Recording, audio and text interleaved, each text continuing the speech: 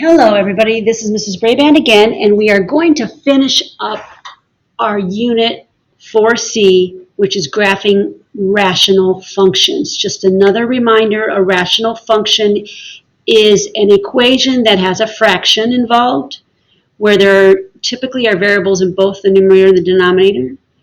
And whatever else is involved in that fraction, including the letters and the numbers that are involved in the factors, all of that has a special role in how it lands itself on a picture, on a graph, where the breaks are, where the dots are, where the curves are, where the intercepts are. And you can find all of that out by literally knowing the parts of the fraction to look at. Now, obviously, easiest thing we could do is we could pull up Desmos.com and type the darn thing in, and it would tell us what the picture is. But you should know as you move along in higher mathematics how to break down what's in front of you and think through the mathematics of a fraction, and you should be able to get that graphed on your own by hand rather than relying on a tool. The more you think about the parts of the math, the better your brain's going to get in your number sense for figuring this out. So that's why we're digging a little deeper.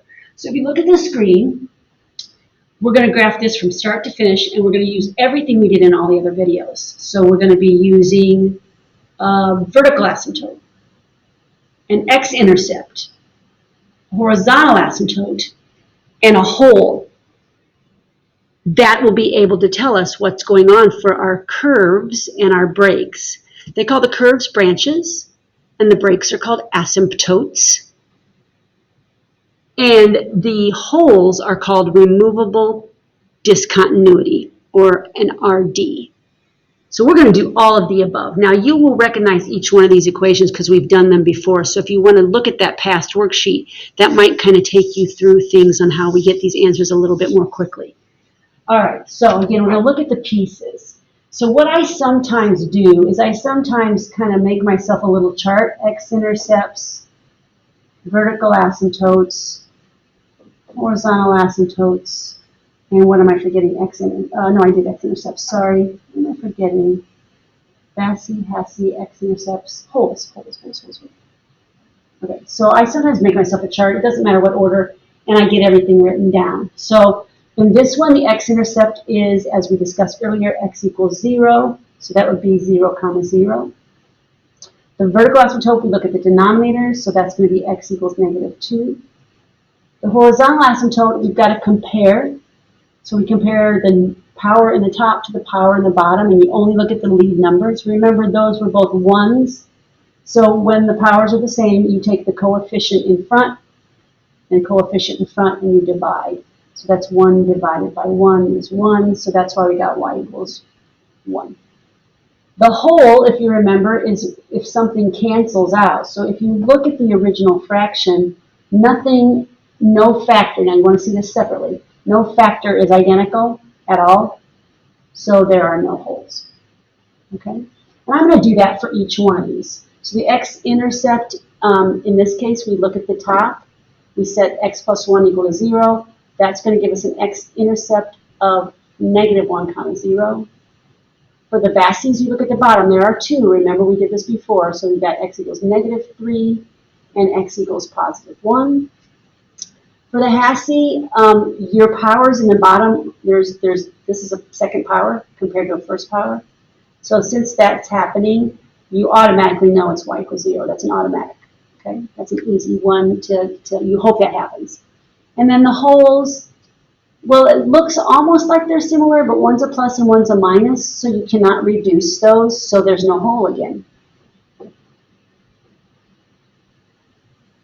All right, so let's keep going. I'm just going to make my list, and then I'll go to the pictures. On this one, remember, this was the different one. This was the one where those factors were identical, so we reduced them. The minute I reduced them, I now know, I'm going to do this right now, this is my hole. So that's going to be 2, something. And if you recall from the past how to get the something, the y value, you literally put 2 right in there, right in the leftovers, right in the reduced fraction. So it's 2 minus 1 on the bottom. And remember what we got was 1 over 1, so it's 2, 1. So I always do the whole kind of right off the bat. Let's go back up. Now I'm going to compare, this is the fraction now I'm comparing. I'm not going to use the old guy because I changed it. I'm going to use the new guy. So there's no letters in the numerator, so there's no x-intercepts. You can't work those out. The denominator is just one vertical asymptote, so that's x equals 1. And as far as the Hassies are concerned, there's no letters in the top. There is one in the bottom, so that means that that power is bigger in the bottom, so remember that's always y equals 0. So let's go graph these. And again, on this worksheet, up here on the top, gives you all the rules, if you forgot what I just did quickly. So let's go graph these babies. What might happen on some of these, especially the one in the middle that has, the more VASIs you have, the more complicated they are to draw, and sometimes graphing what you have is not enough. You might have to make a table. If we get to that, I'll show you. So let's go to number 1. All right, so here was our function. Make sure you can see all of these. We just graph what we see. We have an x-intercept is 0, 0. We put a dot there. We have a vertical line at -2, so dotted line. And so we're starting to see the shape of the graph already. We have a horizontal asymptote at 1, so we shift up a little bit, so our curve's going to shift, so we put that there. And I'm starting to see now where the curve starts to fall, because it will hug close to these asymptotes and go through every point I give. So there's not a hole, so there's nothing else I have. So all I know right now is I'm going to hug, hug, hug, hug, hug, hug, hug, go towards the point, hug, hug, hug, hug, hug. There's my first wing or branch. And because we, as we discussed way back when, even before the videos, these are symmetrical. So like this is like a parent graph that just shifted over a little bit and up a little bit. So I'm going to finish the parent graph and I'm going to go here. Now, if that generic placement bothers you, you can always go make a table. Because again, you need to know these by hand. You should not only be relying on Desmos. Desmos was there to check your answers, or any other graphing tool for that matter. So, but if you don't like the fact that we were winging it over there to the left, boom, boom, no pun intended, but it does look like a wing. I could grab one of the numbers that is to the left of my VASI and just kind of plug it in and see what happens. So I'm going to take -3, because it's over here, and I'm going to plug it into my equation. -3 over -3 plus 2. That's going to be -3 over -1. That's a +3. So watch, if I go back 3, because that's what I plug in, and up 3, boom, boom, boom, there's that dot. So if you do not like estimating and you want more precision, or whatever source you're doing needs the precision, then you're going to make a little baby table. All right, let's do the one in the middle. Let's change colors just so you don't get confused. All right, so the x-intercept was -1, 0, so I'm putting a dot there. The first vertical asymptote was at -3. So this, I know this is going to be a tricky one. This now is at +1. So because I have 2 of them, I've got extra breaks in my graph. So I might need a table. Y equals 0. That is the horizontal asymptote. And that look how that's weird. You don't always get a cross on an asymptote, but if they're horizontal, it's okay. Verticals, they never cross. Horizontals, you can cross them. And there's no hole, so darn it, I'm ready to draw my curve, and I don't even know, where it's going here, because I've got too many vertical asymptotes. So what I'm going to have to do is I'm going to have to make a table to kind of see what's happening to the left of one, to the right of one, and what's happening in the middle. So again, I'm going to make a table here for x and y, and I'm going to go to the left of the first asymptote, and I'm going to try to plug a point in. So maybe I'll try -4. I've got a dot.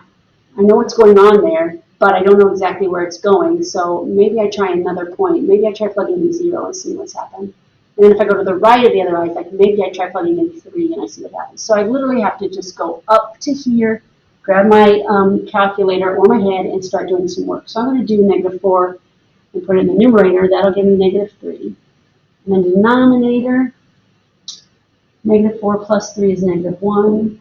-4 minus 1 is -5. So I'm just going to watch this. I'm not going to do something real crazy here. I'm just going to notice that it's a negative number. It's -3/5. So if it's negative in a smidgen, I know I went back 4, down a little. I'm going to say down a little.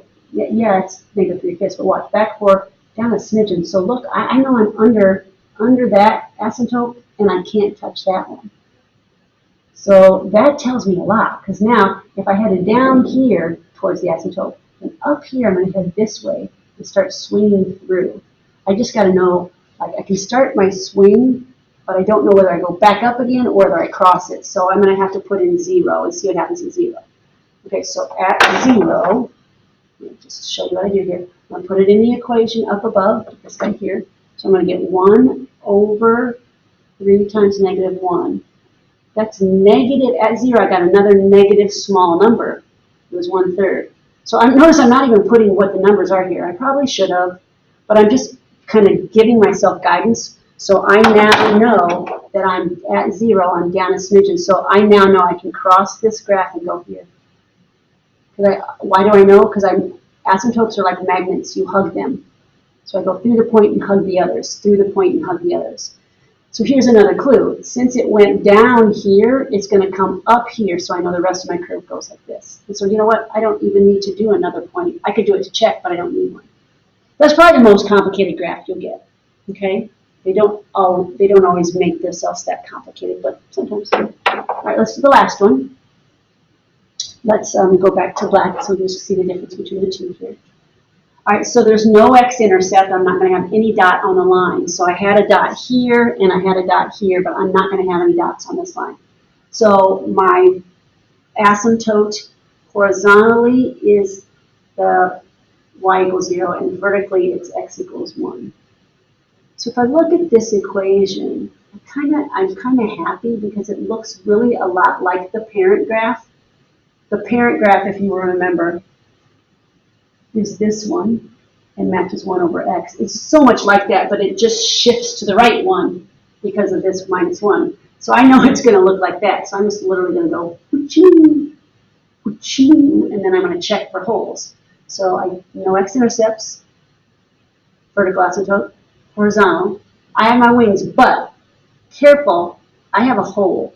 So I've got to, I'm going to use a different color so you can see it. I got to go over 2 and up 1. Okay, I didn't draw very well. So that's a hole that has to hit my curve. So I'm going to get rid of this. Maybe I should have waited instead of being impatient. I'm going to get rid of that. And now I'm going to hug my asymptote, head towards it, jump. Hug, hug, hug. So now I know that that's more, it's tighter. So I better make this guy tighter because they're symmetrical. So I'm going to make this guy super tight. Now, if I really want to be accurate, I could plug 0 in, and I'll notice that I cross, boom, right there. That's the y-intercept. Sometimes we have to do that. So there we go. That's kind of cool now. So all our characteristics really, like a little puzzle pieces, every piece of the fraction tells you a piece of the graph. And now you know why Desmos works the way it does. And the nicer thing is you don't have to make a table all the time like you had to back in Algebra 1. In Algebra 1, when we did these, we just made table after table after table, a bunch of numbers, a bunch of numbers, and a bunch of numbers. And that's what got us the curve. But now we know each piece of the fraction has something to say.